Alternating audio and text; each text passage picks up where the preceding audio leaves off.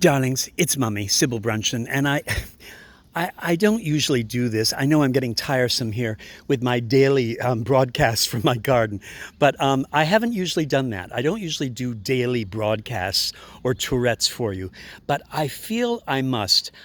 First of all, because the garden is absurdly beautiful this year. It just is absurdly gorgeous and surprising.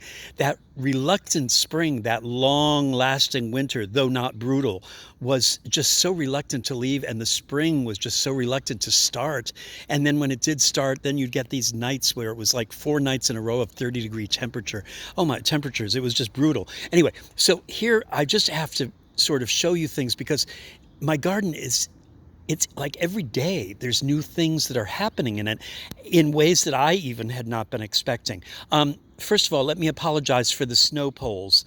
These are those orange and white poles that they put in along the sidewalks so that if there's 2 feet of snow, snow plows or cars don't drive over whatever. So I stole a bunch from the local town. I saved ours, and then as the city came along and started to pick them all up and put them away, I put a few, like I put a half a dozen in the garage for bracing, and I haven't painted them dark green yet, and I will, so that I have nice fiberglass braces for these irises or the peonies or whatever. Anyway, I wanted to show you my irises again. This is the stand of pale yellow irises that I got from my neighbor Mira last year, and she gave them to me in the spring. And this was a bare spot in my garden. She saw all of these irises, but she saw this blank spot here, and I put them in.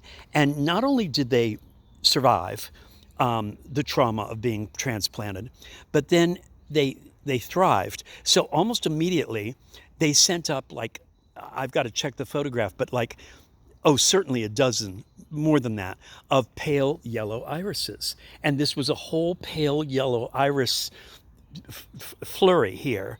And they were beautiful, and everyone was stopping and looking, and Mira came by, and she was so proud, and we were like adopted parents, godparents of this stand of irises, and they were great. And then they first of all, they reluctantly faded, so they lasted a long time, and then on top of it all, they rebloomed, they rebudded and bloomed in September, October. We couldn't believe it. So when everything else was down and the other irises had been cut down into their spears, these came up with a whole new stand of pale yellow irises. We couldn't believe it. Well, as if that wasn't enough of a surprise, and I'm not being ungrateful, this year we only got this. So we only got that one, and we got those, and maybe one more stand of pale yellow irises. So this year it took a break, except for one thing.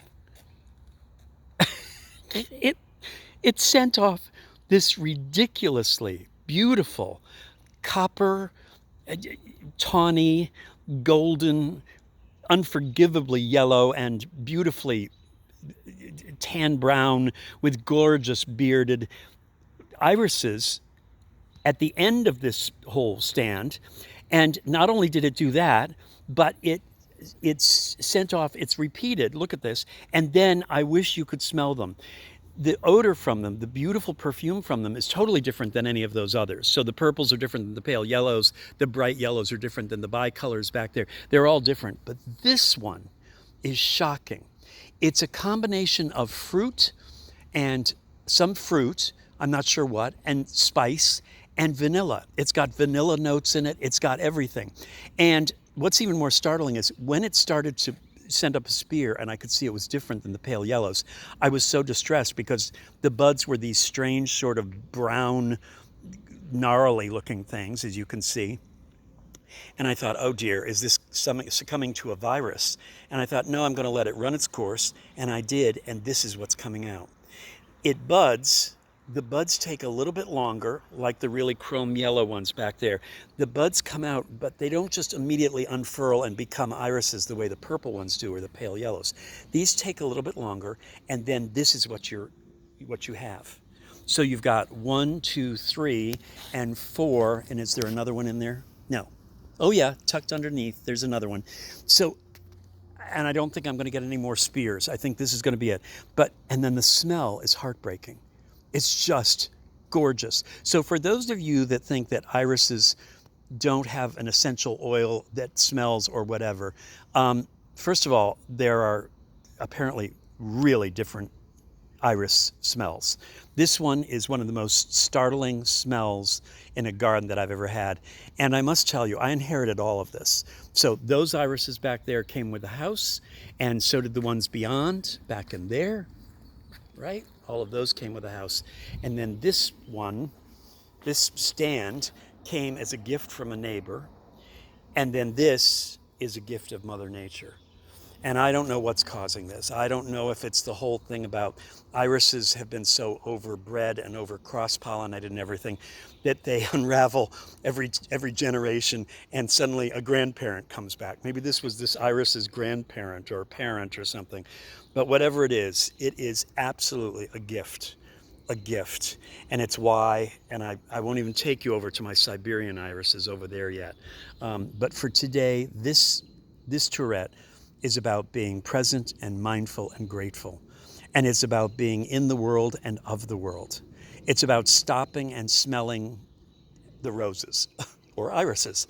It's about stopping and looking at the roses or the irises. And remember, everything you see and smell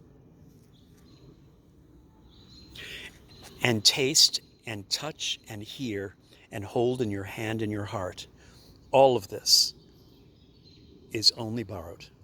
It's all only borrowed. Have a great day, darlings.